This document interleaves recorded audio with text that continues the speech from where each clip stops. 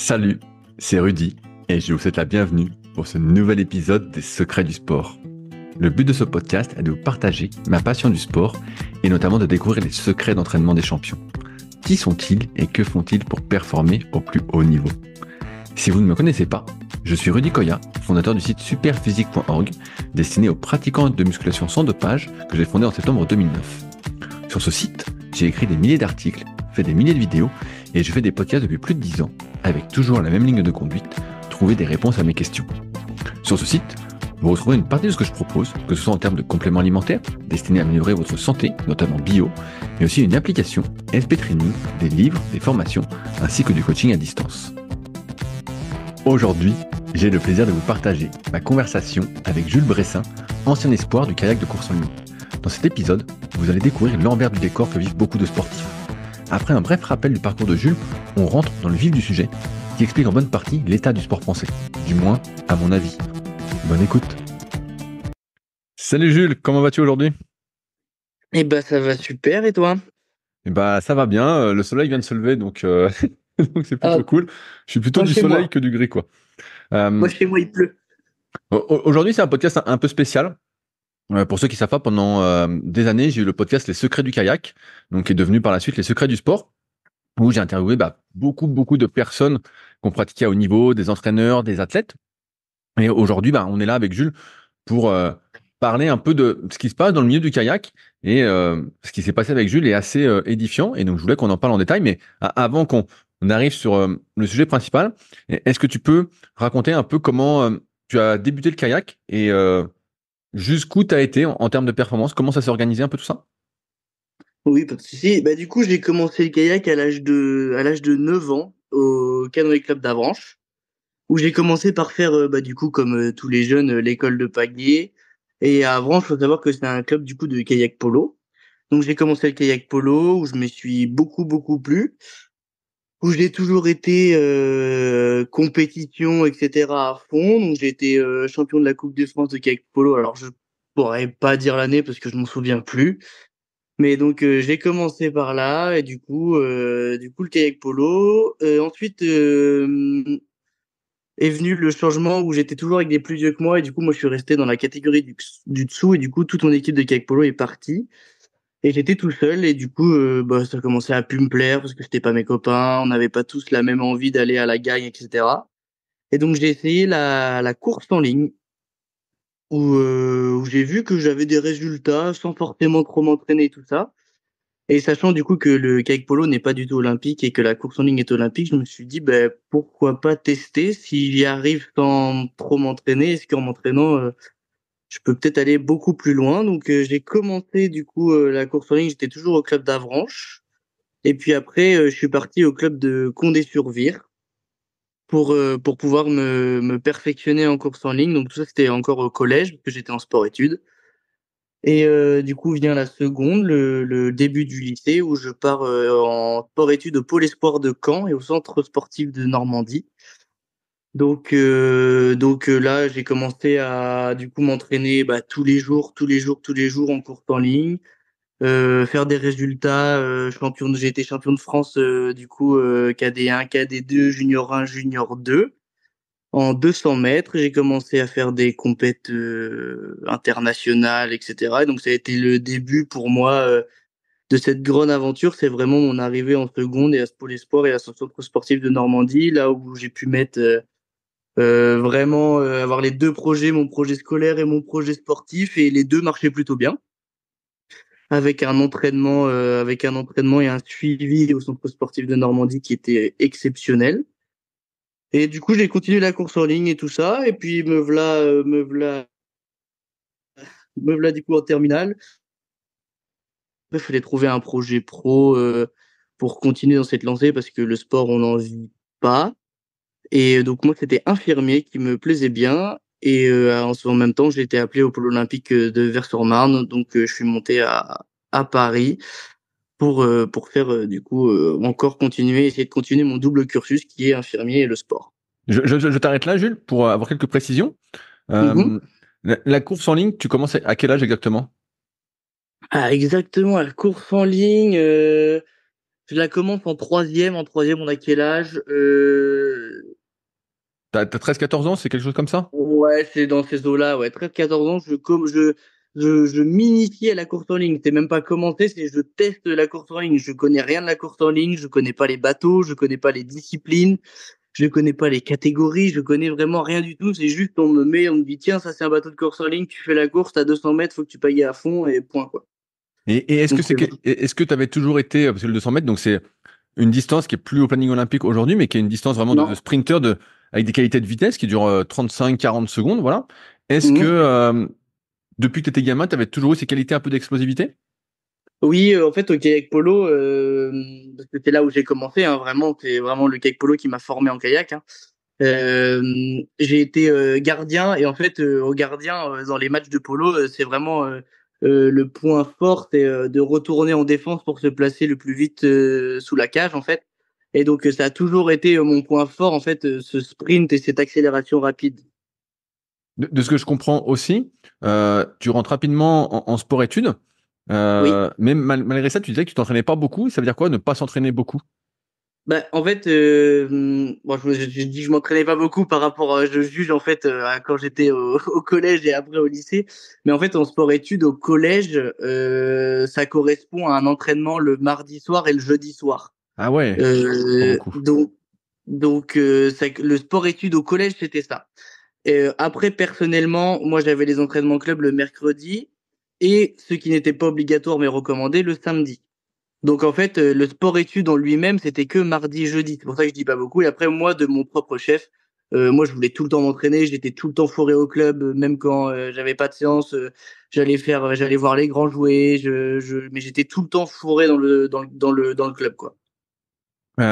Pareil, j'ai une autre question parce que beaucoup de personnes connaissent pas le kayak. Tu dis que tu t'es initié à la course en ligne quand tu avais 13-14 ans.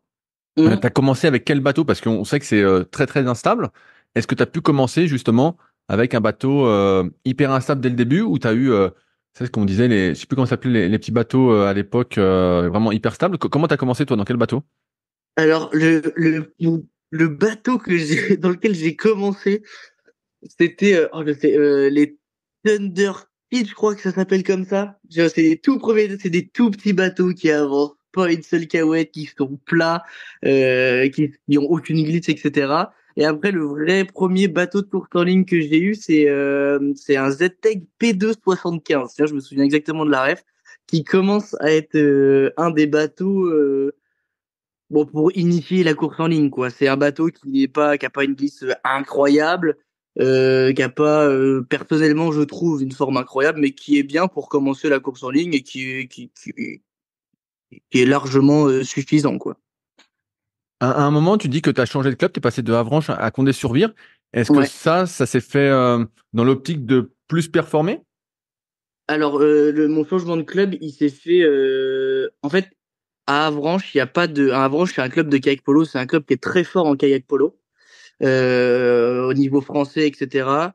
Euh, mais c'est pas un club de course en ligne et il n'y a pas les infrastructures pour faire de la course en ligne non plus.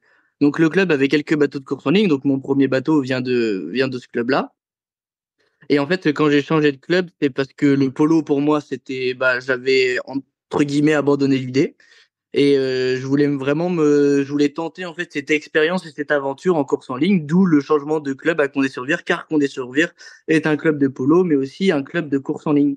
Et en fait, là-bas, pareil pour les coachs. En fait, avant, je n'avais pas vraiment un coach course en ligne, alors qu'à Condé-sur-Vire, j'avais ma coach qui m'a appris tous les débuts de la course en ligne et à qui je dois énormément dans ma réussite. Et du coup, voilà, mon changement de club, c'était vraiment dans l'optique d'un nouveau projet, d'une nouvelle aventure et pour la vivre à fond parce que j'aime pas faire les choses à moitié. Est-ce qu'on peut citer cette coach? Si, tu peux dire son nom? Oh oui, ah bah largement, c'est Sylvie Asselin. C'est Sylvie Asselin et elle, du coup, des fois, je l'appelais pour dire, ah bah Sylvie, même s'il fait pas beau, même s'il pleut, même si c'est en crue, est-ce que tu peux venir me coacher quand même? Est-ce que tu peux venir ça? Cette coach-là, du coup, ça a été ma première vraie coach de course en ligne. Et faut savoir que même si je suis monté dans des structures avec des coachs spécifiques, des coachs équipe de France, des coachs nationaux, etc., cette coach-là a toujours été là et elle a toujours fait partie de mes projets jusqu'au Euh, bout. Par la suite, tu dis que tu rentres en pôle espoir, qui est un peu la suite logique de sport études. Comment on fait pour rentrer en pôle espoir? Alors en pôle espoir, en fait, il y a des. Alors aujourd'hui, je sais plus si ça marche pareil qu'à l'époque, hein, mais je dis ça comme si j'étais vieux en plus.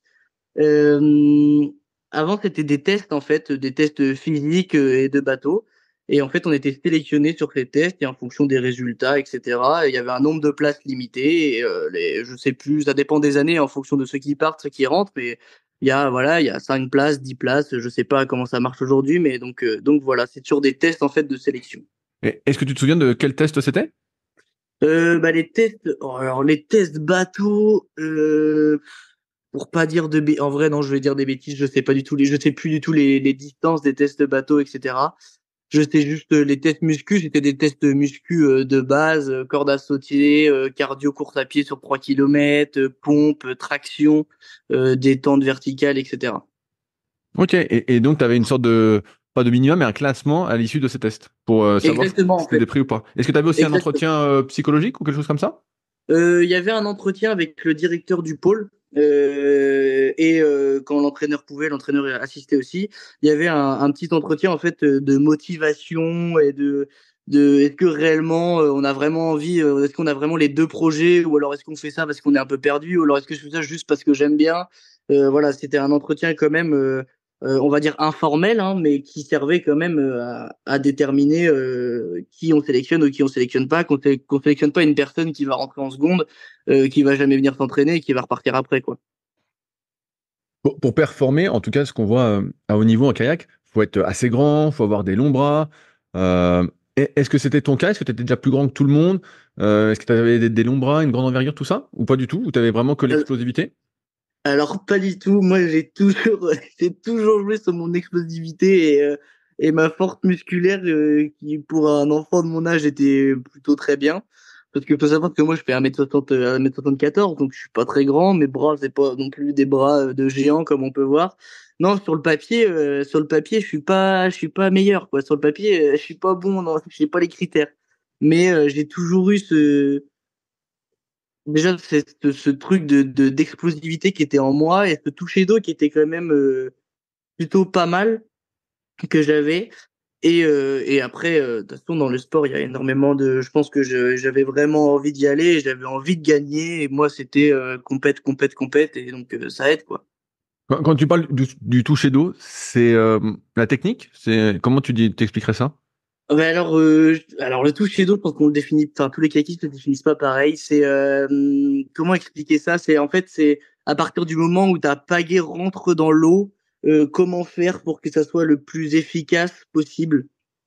Comment faire pour avoir une accroche dynamique en fonction du vent, s'il y a un courant, de l'eau chaude, de l'eau froide, etc. C'est vraiment un toucher d'eau un peu particulier. Et tous les kayakistes, je pense qu'on a tous un toucher d'eau différent et on perçoit pas tous la même chose en fait quand on pagaie. Donc là, tu rentres en pôle espoir, donc les entraînements s'intensifient, tu parles de t'entraîner tous les jours. Est-ce que tu Mmh. fais un bond au niveau performance avec cette augmentation de ta fréquence d'entraînement? Oui, oui, oui, dès la seconde, en fait, quand on monte tous les jours et qu'on a les conseils du coach en application qu'on peut appliquer chaque jour, si on a plusieurs séances par jour en même temps, donc c'était une séance de bateau par jour, hein, je parle. Des fois, c'était, on faisait un bateau, une muscu, un bateau course à pied, muscu, piscine, on allait à l'escalade. En fait, c'était l'arrivée au pôle, ça a été un complément sportif de malade pour moi parce qu'on a là on rentre en fait dans un autre niveau quoi. C'est plus des entraînements club même s'il y a des clubs qui sont très bien très performants qui encadrent super bien leurs jeunes. Là on passe dans un autre level du sport quoi. Vraiment on va chercher des petites performances, on va chercher par exemple l'escalade pour la prise de palier, pour la force, pour utiliser les jambes, pour transmettre. On passe vraiment dans un autre monde du sport. Avec donc cette augmentation de la fréquence, tout ça, tu obtiens donc des résultats. Tu parlais de cadet, donc cadet, c'est quoi? C'est 15-16 ans ou quelque chose comme ça? Ouais, ouais, alors je sais plus du tout, hein, je suis désolé, hein, les Non, âges, non, tout ça, mais... mais oui, ça doit être ça à peu près. Et donc c'est à ce moment-là que tu accumules, que tu gagnes en fait tes premiers titres de champion de France sur 200 mètres? Exactement, ouais, c'est là que je commence à arriver dans le 200 mètres, qui me plaît, par rapport aux autres distances qui me plaisent pas forcément. Et c'est là où je commence à arriver dans le 200 mètres, où je vais essayer d'aller chercher à travailler encore plus mes points forts, tout en essayant de pas avoir trop de lacunes sur notamment tout ce qui est le long. Donc dès que ça dépasse, on va dire 500 mètres, même 500 mètres, ça commence à être lourd pour moi, le 1000 mètres, etc. Donc pour avoir quand même des fibres endurantes et pas que des fibres de sprinter. Et en fait, il y a à cette arrivée au pôle aussi, en fait, donc il y a le pôle espoir de Caen qui intervient beaucoup du coup dans le kayak. Mais il faut savoir qu'on a aussi la structure qui est le centre sportif de Normandie.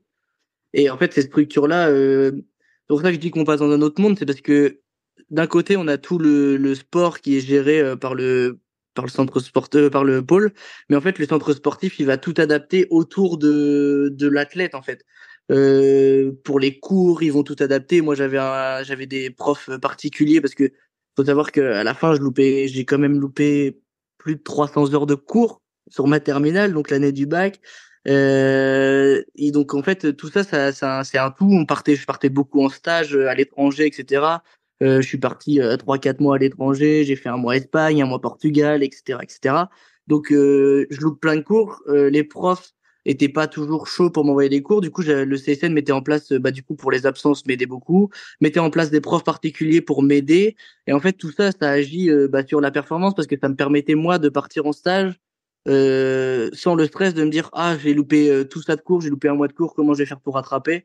Bah non, parce qu'en fait j'avais tous les profs du CSN, etc. et même certains profs du lycée qui adaptaient en fait tous les cours pour moi. Le CSN, ils ont mis en place des préparateurs physiques pour moi, donc c'est pareil.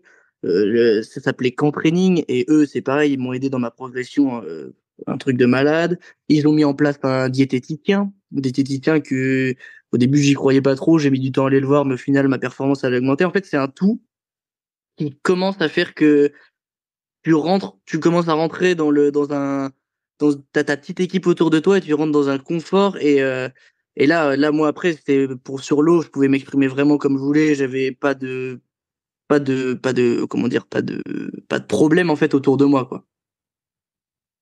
Tu parlais de stage à l'étranger, donc ça c'était avec le pôle ou avec l'équipe de France? Non. Alors ça, c'est dans les débuts, en fait, quand il y a une liste Paris 2024, Los Angeles 2028 qui est sortie au niveau fédéral. Et donc ça, c'est dans les tout débuts quand j'étais en seconde et première, surtout seconde, où en fait, cette liste, elle venait juste d'être créée, il y a eu un budget de développer. Donc là, la Fédé nous a bien accompagnés sur cette année-là. Et en tout cas, ceux qui faisaient partie de cette liste. Et en fait, du coup, là, toujours avec une participation personnelle, mais la Fédé quand même prenait une grosse prise en charge sur les débuts, quoi. Et donc ça, c'était des stages fédéraux. Tout ce qui est mis en place pour t'aider à performer, est-ce que ça se concrétise un peu au niveau international sur les compétitions européennes et mondiales? Alors sur certaines compétitions, ça se concrétise même sur toutes les compétitions. En fait, on commence à avoir une évolution, une perception de pensée, etc. Et ça, au niveau international, ça commence à se voir, notamment sur les petites compètes internationales qu'on a pu faire en Allemagne, etc., où j'ai remporté des titres haut la main. Et en fait, après, donc on a quelque chose qui s'appelle les Olympic Ops, qui sont une sorte de championnat d'Europe avec quelques championnats d'Europe et du monde, on ne sait pas trop. Voilà, c'est une sorte de championnat du monde pour les juniors et les cadets 2. Et en fait, du coup, à chaque Olympic Ops, je pouvais voir, du coup, j'étais contre les mêmes athlètes internationaux et je pouvais voir mon évolution qui commençait à monter et je commençais à grappiller des places. Je passais de septième à cinquième. Ensuite, il y a des Olympic Ops où j'ai fait troisième. Donc, en fait, je pouvais voir mon évolution comme ça, quoi. Et donc c'est suite à ça que on te demande de monter sur le pôle France à Vers? Exactement, en fait, arrivé en terminale, du coup, je fais mes championnats du monde où je finis 10e et mes championnats d'Europe où je finis septième. Et, du coup, la fin d'année arrive, la fin d'année scolaire, du coup, j'ai mon bac, et après le bac, du coup, je cherche mes études sup qui étaient études d'infirmier. Et suite à ça, en fait, on me dit, ça serait bien, même, on va un peu te dire, non, il faut que tu ailles à Paris, en fait, si tu veux évoluer, il faut que tu montes à Paris, etc. J'étais pas forcément chaud pour monter à Paris. Mais qui c'est qui te dit ça?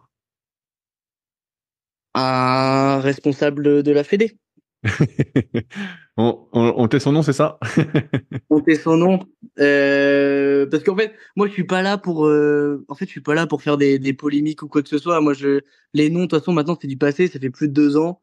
C'est juste en fait pour raconter ce que moi j'ai pu vivre et que plein d'autres athlètes ont pu vivre. En fait, c'est pas du tout pour faire polémique. Du coup, voilà, mais c'est un dysfonctionnement général de toute façon.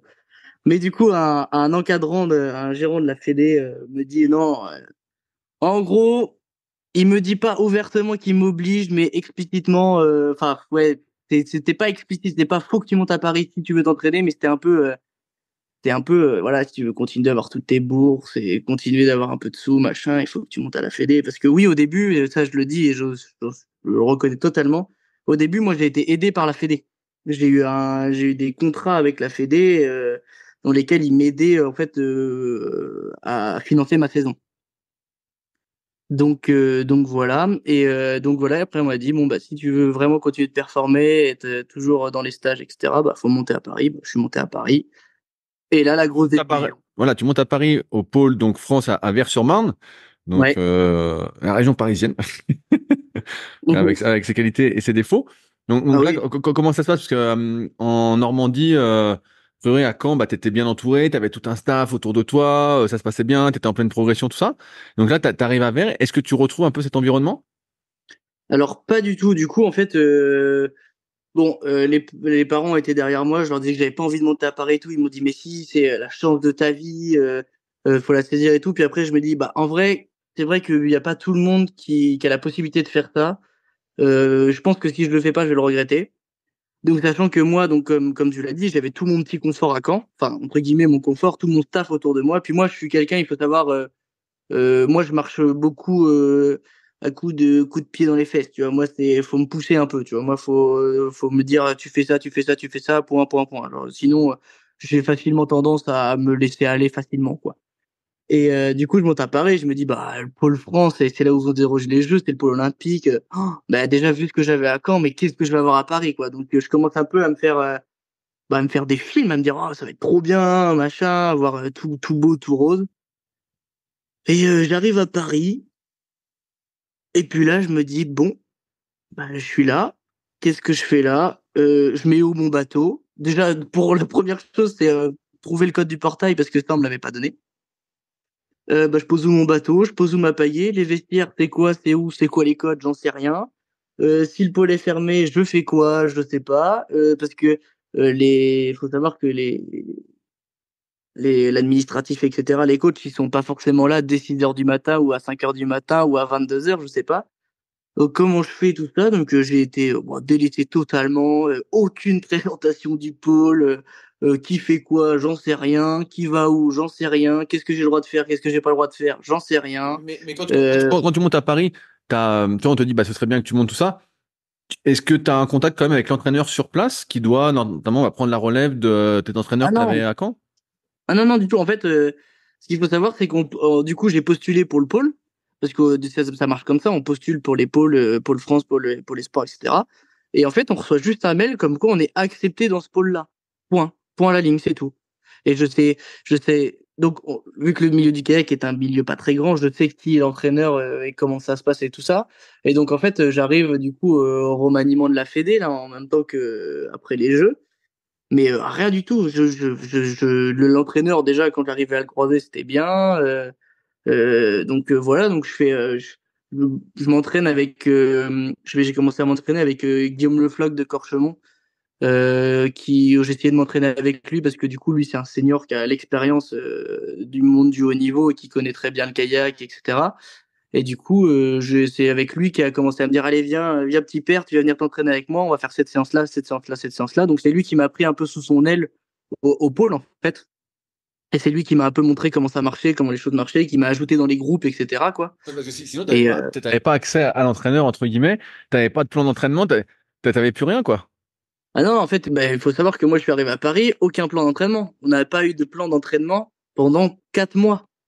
C'est-à-dire Ah que ouais. pendant 4 mois, rien du tout. C'était livré à nous-mêmes. On fait les séances qu'on veut. On fait.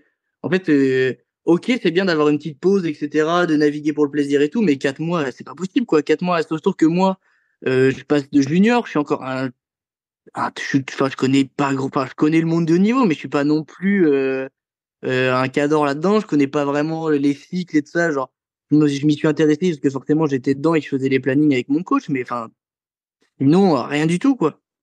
Donc là, je me suis dit, bon, bah d'accord, ok. Donc 4 mois sans entraînement, et puis avoir personne, quoi. Personne nous entraîner, tout ça. Parce que moi, comme j'ai dit avant, moi, faut me pousser un peu au cul. Si j'ai pas de retour sur ma façon de pagayer et tout ça, je peux me le dire moi-même, etc. Mais bon, quand même, quoi. Enfin, je veux dire, c'est quand même important Bah, de savoir. surtout à 18 ans, c'est hyper Voilà. important. Quand tout se construit, c'est les meilleures années. Bah, je pense que tous ceux qui nous écoutent le savent très bien. C'est les meilleures années pour apprendre, pour développer les bons automatismes, tout ça. Et donc là, toi, tu n'as aucun retour. Pareil, en termes de préparation physique, est-ce que tu as quand même accès à quelque chose ou rien non plus? Alors, en termes de préparation physique, j'ai accès à l'infrastructure du pôle, la salle de musculation. Mais je veux dire, c'est pareil, pas de coach en muscu, pas de séance de muscu. En fait, enfin, on a rien du tout. Mais rien, rien, rien, rien, rien. Rien du tout. Mais comment ça se passe alors pour toi? Parce que tu as un double projet, de ce que j'ai compris. Donc toi, c'était devenir infirmier, si je dis pas de conneries. Exactement. Voilà, donc Ouais. toi à côté, tu as tes cours quand même. Tu es quand même Oui. socialisé. Je ne sais pas comment on peut dire, mais tu vois, tu vois quand même du monde Ouais. parce que sinon, tu es un peu comme un con, quoi. Alors, bah, si on parle des cours un petit peu, donc moi j'avais mon double projet du coup de kayak et en même temps d'infirmier. Donc déjà, il faut savoir qu'avec le kayak, j'ai loupé la rentrée pendant 2 semaines, etc. et que je partais assez souvent. Donc moi déjà, je loupe la rentrée à l'école. Bah, la rentrée, c'est là où il y a des petits groupes qui se forment, etc. On commence à voir. Donc moi, je débarque là-dedans. Bon, du coup, je savais que je resterais pas longtemps, que je faisais que 2 semaines, je partais une semaine, 2 semaines, je partais une semaine et tout. Mais donc j'ai réussi à voir avec l'école pour que mes cours soient pas pénalisants pour moi. Je veux dire parce que les cours au début d'année ils sont obligatoires, tous les cours sont obligatoires et au bout de 5 cours loupés, on passe au conseil de discipline et après ça peut annuler l'obtention de notre diplôme. Donc j'ai réussi à mettre ça en place avec une personne de la Fédé qui m'a aidé, mais juste une, hein. Euh, qui avait pas un pouvoir sur tout, qui était pas du tout entraîneur et trucs là. Donc juste cette personne-là m'a aidé pour faire juste la démarche avec l'école.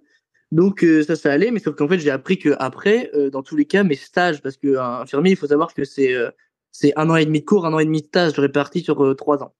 Mais en fait, mes stages, je suis considéré comme un professionnel de santé et en fait, je suis en 35 heures semaine et c'est non négociable. C'est 35 heures semaine. Et pareil, si je fais pas mes heures de stage, je suis pas diplômable. Donc, j'ai réussi à m'arranger pour les cours, à voir avec des personnes pour qu'elles m'envoient les cours, etc. Mais après, de toute façon, en stage, infirmier, je parle, c'était mort. Vous pouvez pas avoir un stage de caca en même temps. C'était mort, mort, mort. Et t'avais pas d'aménagement parce que de ce que j'ai pu comprendre, il y en a beaucoup, tu sais, qu'on fait, du moins ceux que j'ai pu interviewer dans le secret du kayak, qu'on fait kiné ou autre et qu'on réussit, ou podologue même, qu'on réussit à étaler leurs études. Toi, t'avais pas pu étaler? Que tu pouvais pas Eh étaler à ben, l'époque? en fait, je peux étaler, mais en fait, enfin, pour moi, je ne voyais pas d'avantage à étaler parce que, comme je t'ai dit, un stage infirmier, c'est un stage infirmier. T'es professionnel de santé. Donc, que mon stage, les stages, des fois, c'est 10 semaines de stage. Donc, 2 mois de stage. Donc, c'est-à-dire que 2 mois, je suis obligé d'être à Paris, tu vois. Et si je suis de nuit, bah, je suis de nuit. Si je suis de jour, je suis de jour. Si je suis de soir, je suis de soir. Il y a pas de, t'as pas d'horaire, en fait, en stage. Quand t'es infirmier, t'as pas de samedi, t'as pas de dimanche, t'as pas de jour férié, t'as rien, hein. Donc, bah, je pouvais faire ma première année sur 2 ans, mais ça change rien. Mon stage de 2 mois, il faut que je le fasse, quoi. J'ai pas le choix. Et il faut que je le fasse en 35 heures. Et je peux pas louper d'heures. Alors, avec tout ce contexte, est-ce que malgré tout, tu arrives à performer? Est-ce qu'à un moment, parce que tu parlais de 4 mois sans entraîneur, est-ce qu'à un moment, tu arrives à rejoindre un groupe qui a le groupe d'entraînement qui s'entraîne? De ce que je comprends, à Vert, tu as le pôle, entre guillemets, espoir, et puis tu as le pôle olympique, le pôle France. Est-ce que tu arrives quand même à Ouais. rejoindre un groupe pour pouvoir t'entraîner au bout de ces 4 mois ou même pas? Alors moi j'étais dans le collectif du pôle France, hein, du coup avec les gars. Du coup comme j'ai dit, il y a Guillaume qui m'a pris un peu sous son aile, là Guillaume Le Floch de Corchemont. Et après j'ai commencé à essayer de me mettre dans les séances avec les gars.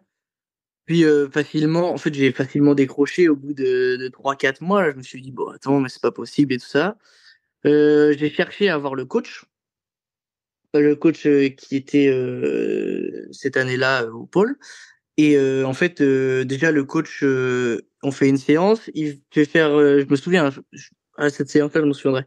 Il était 8 heures du mat, je monte sur l'eau, il fait froid, etc. Faut savoir que ça fait 4 mois enfin, que je m'entraîne comme je peux, entre guillemets, donc honnêtement, je pense que mes entraînements, bon, c'est mieux que rien, mais c'était pas efficace du tout.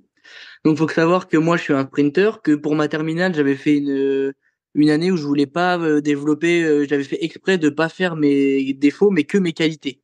À balle c'était ma façon de penser avec le coach sur ce moment-là. Du coup, j'avais des grosses lacunes sur certaines cadences et certaines distances. Et donc, première fois que le coach me voit pagayer en séance, il me met avec un Miller. Donc, un Miller avec une endurance, etc. Séance 2B2 sur des 1000 ou des 2000 mètres. Ça, je sais plus la distance exactement. Mais je suis à la ramasse totale. Je suis à la ramasse totale. Donc, le Miller, il me met facilement 200, 300 mètres à chaque fois, quoi. En gardant une bonne cadence et tout. Puis moi, je m'effondre au bout de 400 mètres, je m'effondre, j'arrive pas à avoir les bonnes cadences, je suis pas bien placé, je suis pas forcément hyper bien dans mon bateau et tout. Donc tout ce qu'il trouve à me dire, c'est ah bah là, machin, tu payais comme un cadet, il faut tout revoir à zéro, tu payais super mal. C'est là, on dirait que t'es en EB1 et pas en EB2, donc ça c'est pour certaines cadences, etc.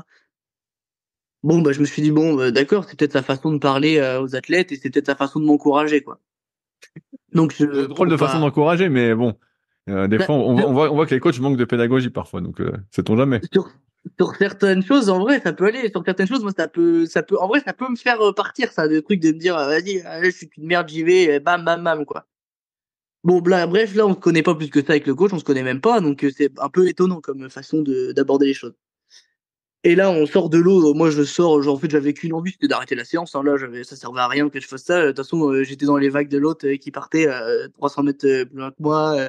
Le coach, du coup, à 300 mètres d'intervalle, il peut pas nous voir tous les deux. Moi, il a dû me voir sur une série et tout le reste, c'était avec l'autre. Et puis là, voilà le moment où on sort de l'eau et il vient me parler dans le hangar, à Verre, je me souviens.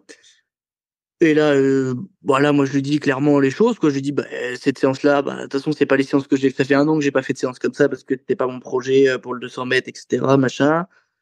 Je lui explique, il me demande un peu comment je fais pour les études et tout ça, donc je lui explique que moi, si je peux aller en cours au maximum, surtout sur les cours importants, je vais en cours, mais que mes cours c'est que de 9h à 16h. Qui en soi n'est pas une amplitude horaire énorme, hein. Je dirais avant 9h, il y a largement le temps d'entraîner, et après 16h, il y a largement le temps. Et donc là une discussion où il m'explique un peu lui sa vie, comment il a fait quand il était jeune et tout ça. Et en fait, je lui dis d'accord, c'est ta façon de faire quand tu étais jeune, mais moi ma façon de faire c'est pas celle-là et moi je recherche pas ça et tout ça. Mais sauf qu'on n'a pas le choix dans le coach. J'ai que ce coach-là, je prends le temps de lui dire mais est-ce que au moins tu as appelé mon ancien coach pour savoir comment on fonctionnait, comment on faisait les séances, comment ça marchait, comment il m'expliquait, etc. Et là, non, non, j'ai pas appelé, etc. Machin, bidule chouette. Bon, puis après, ça part un peu en vrille, quoi. C'était pas un discours très pédagogue entre nous deux, on va dire. Et est-ce que suite à cette discussion, tout ça, est-ce qu'il y a eu un moment, quand même, une ouverture de la part du coach, je veux dire, ou est-ce que, parce que là, Alors, tu vois, on parle du collectif France, est-ce que tu pouvais pas aller trouver d'autres coachs, tu vois, au Pôle Espoir, ou tu vois, à côté, pour essayer de trouver quelqu'un qui te correspondait mieux, si ça s'est pas débloqué?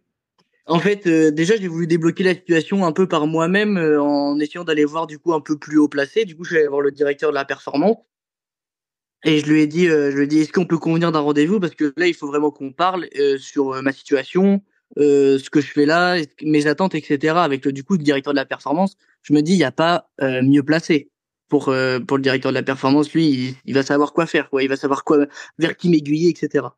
Donc je lui dis, est-ce qu'on peut caler un rendez-vous selon ton planning à toi pour voilà au moins une demi-heure, quoi. Je demande pas grand-chose. Et il me dit, t'es dispo quand? Je dis non non vraiment je veux dispo à toi. Il me dit d'accord, et tu viens mercredi 13h30. Donc je viens mercredi 13h30. Donc il faut savoir que je coupe des cours et tout pour aller le voir. J'arrive 13h30 personne, 13h45 il arrive manteau avec son petit vélo, son petit sandwich et tout. Et il me dit qu'est-ce que tu fais là? Et je dis on avait rendez-vous à 13h30. Ah ouais, viens. Donc on va dans les bureaux collectifs, on va même pas dans son bureau. Il s'assoit sur une chaise, il enlève pas son manteau, il garde son pique-nique sur ses genoux et tu sais, il secoue son genou là.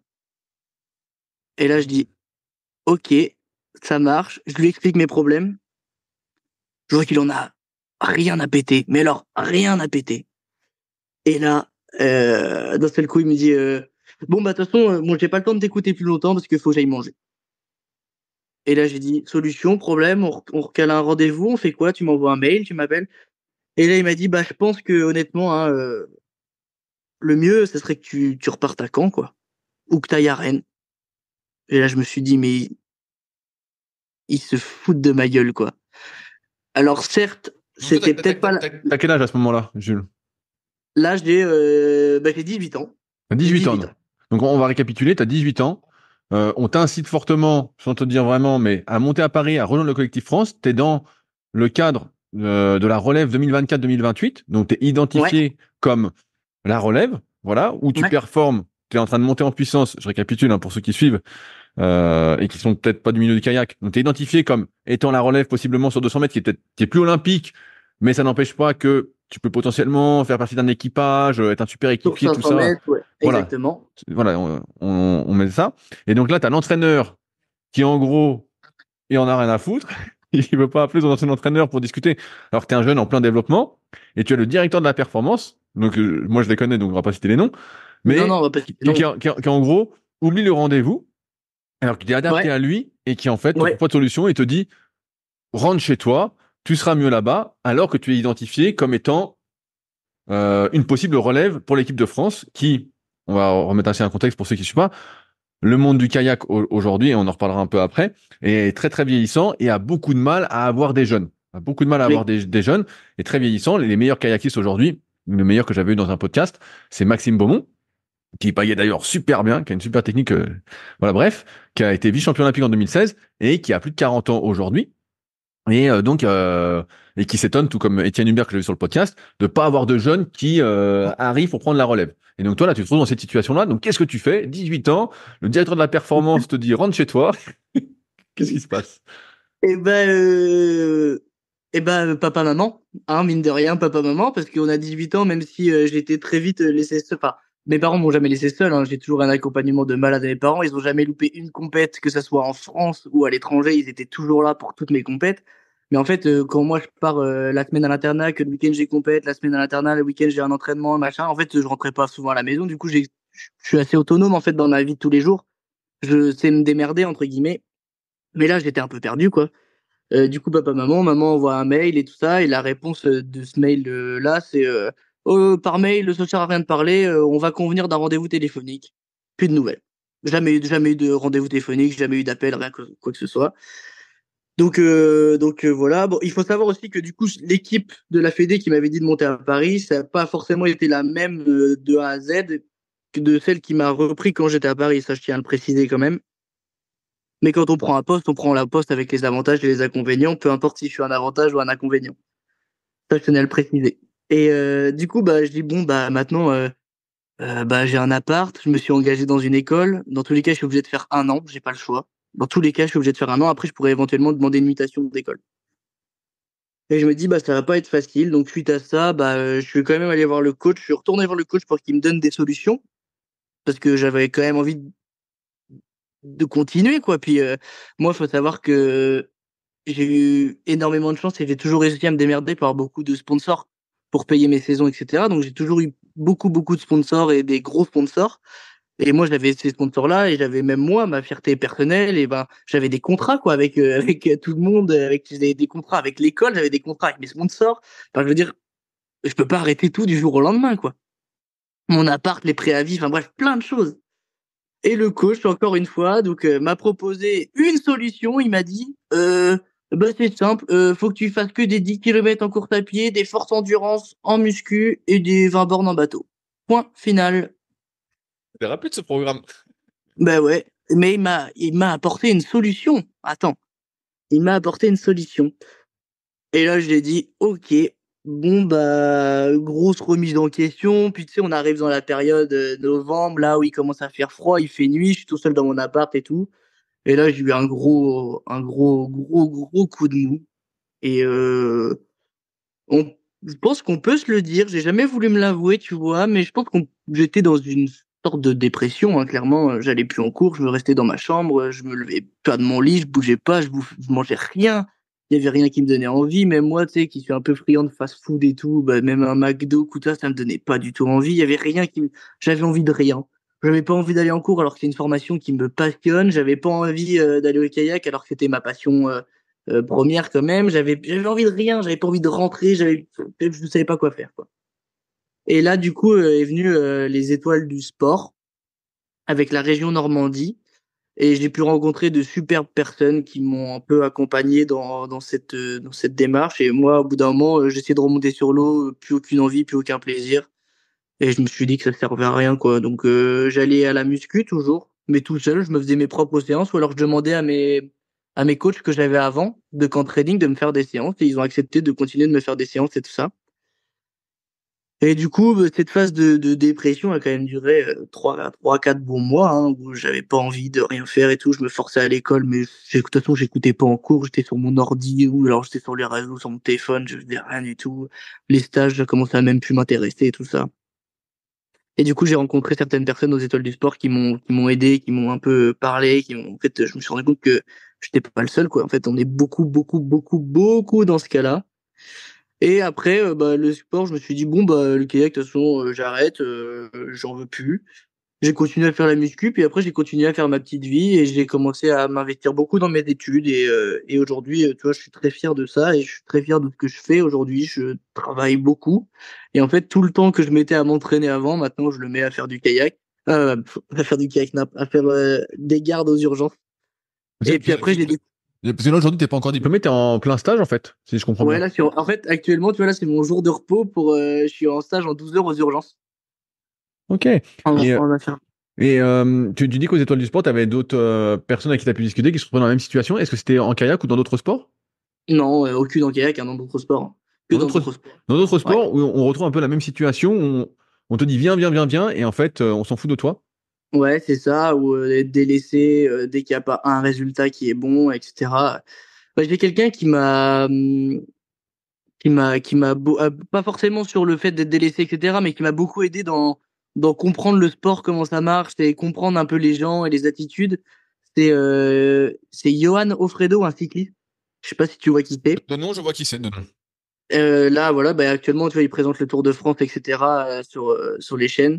Et en fait, avec Johan, on s'est très bien entendu et on a parlé longtemps, longtemps, longtemps, longtemps, longtemps. Et cette personne dans ce moment vraiment précis de ma lettre, était là et franchement, ça m'a beaucoup aidé. Est-ce que toi, quand tu es monté au Pôle France ou ça, est-ce qu'il y avait d'autres jeunes aussi qui sont montés en même temps que toi? Ils ont arrêté, ouais. Ouais, mais pas forcément du même âge que moi, mais qui sont montés à Paris, grosse illusion, qui ont tout arrêté. Et oui, oui, il y en a beaucoup. Et tu vois, quand je parle de cette situation, par exemple, avec l'article dans l'Ouest France là qui est sorti, faut, faut savoir que j'ai eu plus de 60 messages de soutien des gens qui m'ont envoyé un message sur Instagram en me disant on est de tout cœur avec toi, franchement, c'est exactement ma situation, tu résumes très bien ce qui s'est passé, etc. Et on est beaucoup, beaucoup en fait dans ce cas-là. C'est complètement fou, c'est que aujourd'hui, on est à l'aube des Jeux Olympiques de Paris et clairement, nos responsables, si on peut dire, affichent des ambitions démesurées en termes de médailles.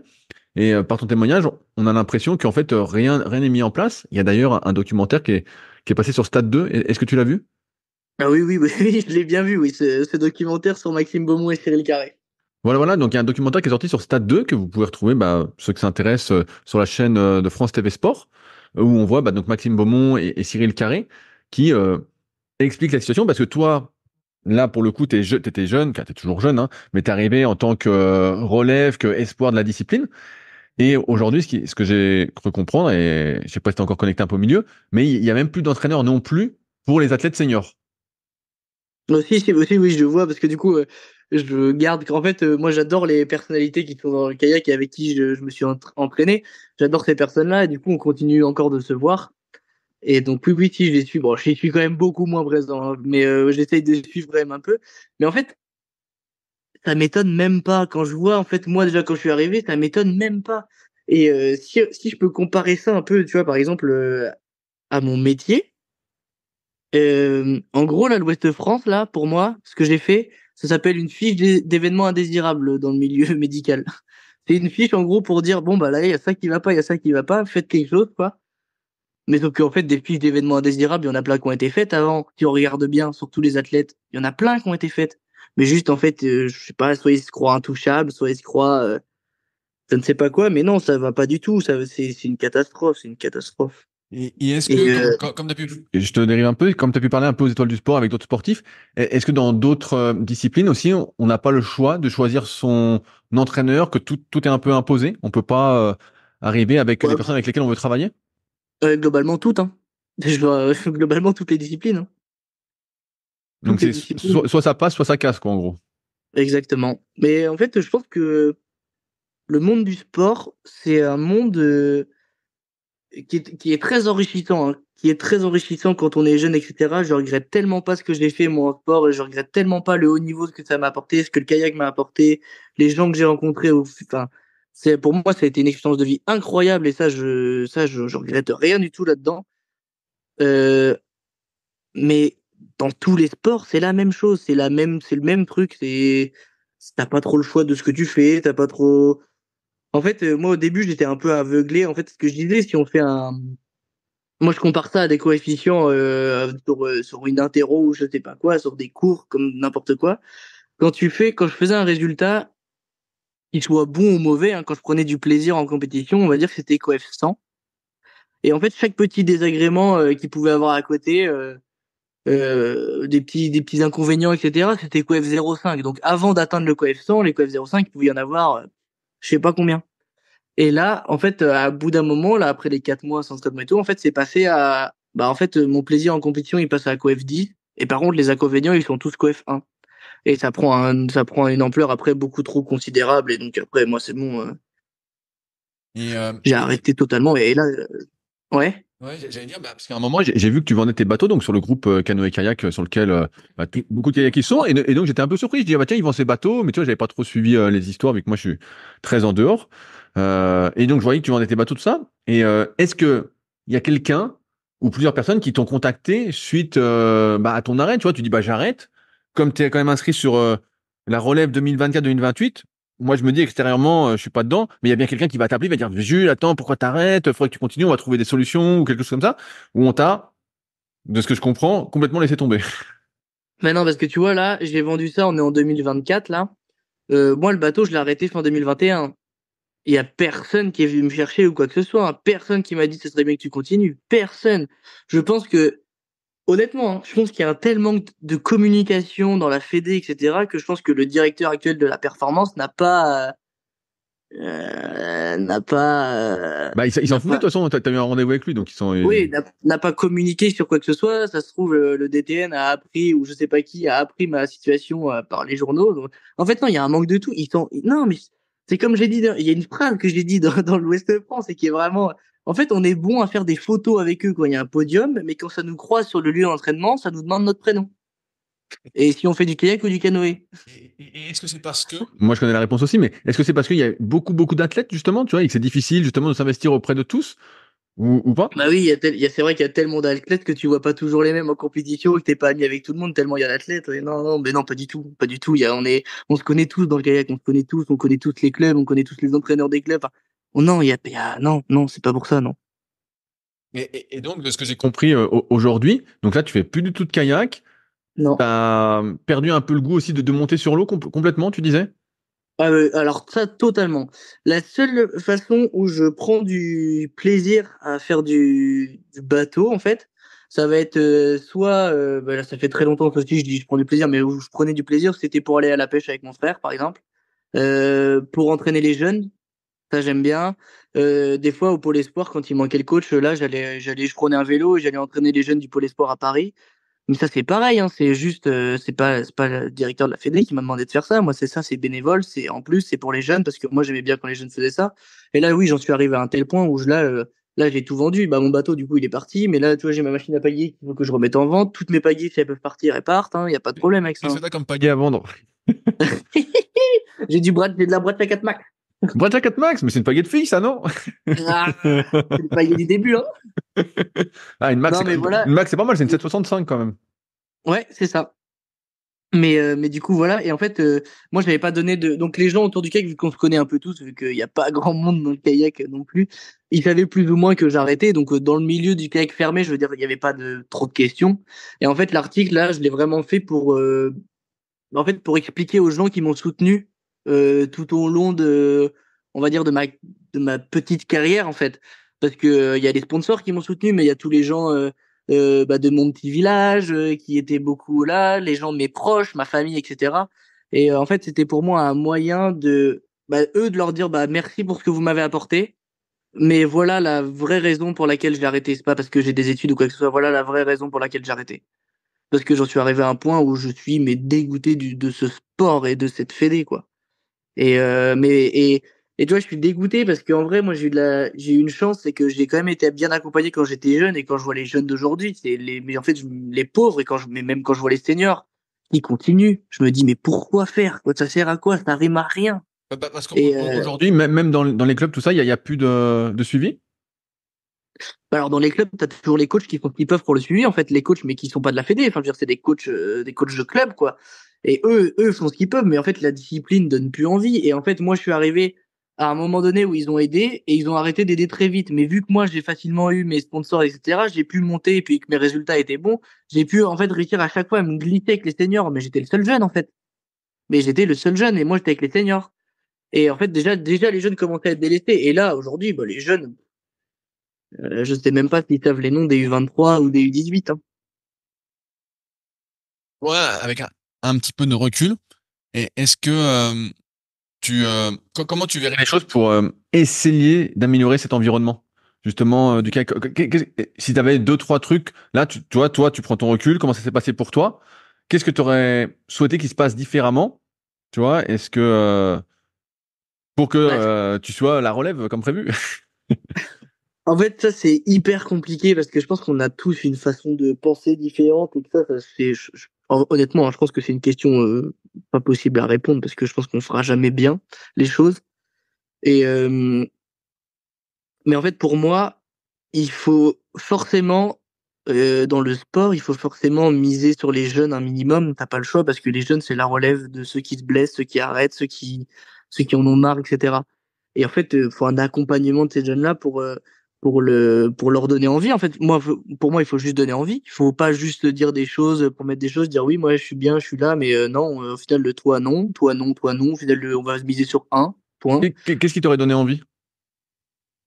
Ah, moi, c'est de l'accompagnement. Moi, c'est de l'accompagnement, de voir que je suis pas tout seul, de voir que mon projet, il est viable, qu'il y a des gens qui se vont derrière, qui vont faire en sorte que mon projet, que en soi, tout seul, c'est bien, hein, on peut s'entraîner tout seul, il faut de l'autonomie et tout, mais en fait, tout seul, tu fais rien du tout. Si t'as pas, si t'as, moi, si j'ai pas d'équipe autour de moi, je fais rien du tout. Si j'ai pas quelqu'un qui peut me faire des absences pour les cours, je fais rien. Si j'ai pas quelqu'un qui justifie ça, je fais rien. Si c'est impossible d'avoir un kiné quand je me blesse, bah, ça ne sert à rien aussi. Enfin, en fait, c'est juste de l'accompagnement, je pense qu'il faut. Et après, bah, t'as forcément les moyens financiers qui sont présents parce que bah, tu sais qu'un bateau ça coûte cher. Je crois qu'actuellement les bateaux en plus ont encore augmenté. Oui, Là, les ça a bateaux, augmenté parce qu'il y en a, ils sont full carbone. ouais, donc voilà, les bateaux c'est plus de 4 000 euros, je pense maintenant. Exactement. Donc bah voilà, les pagaies c'est facile. Après, moi je prenais des extra light, donc c'est un type de pagaie plus légère et plus solide. Voilà, la pagaie c'est 400 euros. Enfin, je veux dire, le matos, quand tu commences à taper dans des bonnes fringues et tout ça, c'est facile 100 euros le KW, etc. En fait, les déplacements, parce que tout part de Paris, ou alors si t'as un déplacement à Rennes actuellement, bah il t'aide plus trop, du coup faut déplacer ton bateau, l'essence, les péages, tout ça. En fait, c'est un tout. T'as de l'accompagnement qui doit être là, mais après t'as les moyens financiers aussi forcément. Mais ça c'est dans tous les sports, hein. Est-ce que tu vois un avenir pour la discipline du kayak de course en ligne? Et moi, extérieurement, donc je suis un peu tout ça. J'ai l'impression que ça va couler. J'ai l'impression qu'il va pas y avoir de suite parce qu'on voit que, comme tu l'as dit, les athlètes sont de plus en plus délaissés. Qu'ils arrêtent, qu'ils continuent, on s'en fout. Il n'y a pas de suivi. Comme dirait le DTN du moment, on les empêche pas, ce qui est le comble de l'ironie de faire. Est-ce que Ah, toi, mais alors, ça, je trouve que vas-y. cette phrase, on pourrait l'encadrer, hein.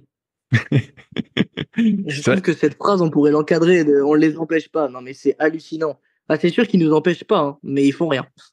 Est-ce que toi, tu vois malgré tout quand même une suite positive ou tu penses vraiment que ça va s'écrouler quoi de plus en plus? Ah non, moi, honnêtement, là, après, c'est que mon avis personnel, hein, je parle uniquement pour moi, hein. Non, moi, je vois aucun truc. Je ne vois rien du tout dans le kayak. Pour moi, c'est une discipline morte et de là même à se demander si 2028, ça va être présenté au jeu, quoi. Non, non, je vois aucun avenir là-dedans. Après, je suis plus trop dedans parce que bah, j'ai même pas, en fait, là, j'ai même pas repris de licence pour 2024 de kayak. J'en avais une encore en 2023 au cas où, je me suis dit, on sait jamais. Mais j'ai même pas repris de licence en 2024 et je suis plus trop. Mais quand, non, non, en fait, moi, je vois même plus de jeunes dans les clubs, donc je me dis, bah, comment c'est possible qu'il y ait quelque chose? Donc, qui va percer, non, non, pour moi, c'est une discipline qui est morte. En tout cas, en France, hein, le kayak, hein. Bon, Jules, est-ce que tu veux rajouter quelque chose? J'arrive au bout de mes Non, questions et je pense que t'as fait non. t'as fait un bon état des lieux. Non, juste, non, bah, juste merci. Et puis encore une fois, voilà, c'est pas pour faire du tout une polémique, c'est vraiment pour expliquer, notamment aux gens qui m'ont soutenu tout au long de ma petite carrière, bah voilà, bah expliquer la réalité des choses. Et au lieu de me dire, oh c'est dommage que t'aies arrêté, quand même, t'aurais pu aller au jeu, bah en fait, non, genre vraiment regarde ça et je pense que ça décrit bien et ça, je pense que les gens peuvent comprendre du coup pourquoi j'ai arrêté et puis dire, oh c'est dommage. Ah ouais, non, mais c'est vrai que c'est pour ça que je voulais faire le podcast aussi. Là, on montre les coulisses du kayak de course en ligne, donc qui est en train de mourir. Mais comme tu l'as dit, c'est commun à pas mal de sports où en fait on n'entend pas trop parler de tout ce qui se passe. On voit que ceux qui brillent et on voit pas tous ceux qui finalement arrêtent pour diverses raisons et souvent par manque de soutien. Et c'est Ah ouais, non. pour ça que je voulais en parler avec toi, quoi. Mais non, mais ça me paraît, en vrai, ça me paraît un sujet important, bah, surtout en ce moment, parce que là, on parle des jeux et tout, c'est bien, hein. Mais voilà, le sport en France va pas forcément très bien. Et ce qui est dommage, parce que le sport, quand même, ça apporte, enfin, je trouve, et je le prendrai toujours, le sport, je pense, dans toute ma vie, ça apporte des valeurs aux jeunes, une cohésion, un contact humain et social qui est quand même hyper intéressant et hyper enrichissant. Et je trouve ça dommage, je trouve ça vraiment dommage que aujourd'hui on en soit là, quoi. Parce que c'est des belles valeurs quand même le sport et je pense, enfin pour moi c'est hyper important d'en faire.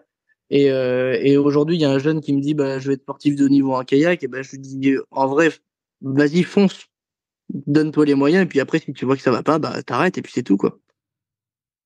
Est-ce que malgré tout, et je finis là-dessus, est-ce que tu fais toujours du sport? Tu dis que tu avais continué la muscu, tout ça. Est-ce que tu fais encore du sport? Oui, alors je me suis mis au padel de tennis. Ah, Tu ok, sais, tout à fait. ça vient d'Espagne, ça monte là. Et en fait, je m'y suis tellement bien plu là que, par exemple, des fois, je fais 3 semaines où je vais faire 3 à 4 heures de paddle tous les jours, quoi. Mais tous les jours, tous les jours, tous les jours, je fais des tournois, je fais des petits trucs. Mais du lundi au dimanche, je suis sur les terrains de paddle et j'ai quelque chose que j'aime bien. Il, il est abordable à tout le monde. Enfin, je veux dire, il n'y a pas besoin d'être bon au tennis. C'est hyper, c'est super bien, c'est hyper ludique, c'est hyper sympa et ça j'aime beaucoup, tu vois. J'aime beaucoup. Eh ben super, Jules. Eh ben écoute, merci de ton temps. J'espère que nos auditeurs auront apprécié l'échange et découvert l'envers du décor. Je sens que ça devait trop déprimer à essayer de performer, mais c'est vrai que bon, c'est la vérité, donc c'est comme ça et on peut pas la changer avec nos petits moyens. Bref, en tout cas, merci. Non, c'est un état des lieux actuel, quoi. Voilà. Voilà, voilà, Merci à qui toi. est un peu... Donc merci à toi, Jules. Et puis de toute façon, je suis abonné à ton compte, donc sait-on jamais que je te vois en compétition de paddle pour de vrai. Ça marche. Bah, merci beaucoup de m'avoir interviewé et puis bah, merci à tous ceux qui écoutent ça. Salut à tous. Si vous êtes encore là, c'est que l'épisode vous a plu.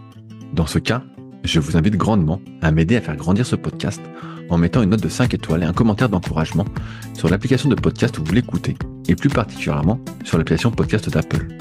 Cela m'aidera d'autant plus à accueillir les meilleurs athlètes et spécialistes français de l'entraînement grâce à la crédibilité que vous me donnerez. En attendant, je vous souhaite un bon entraînement et à la semaine prochaine.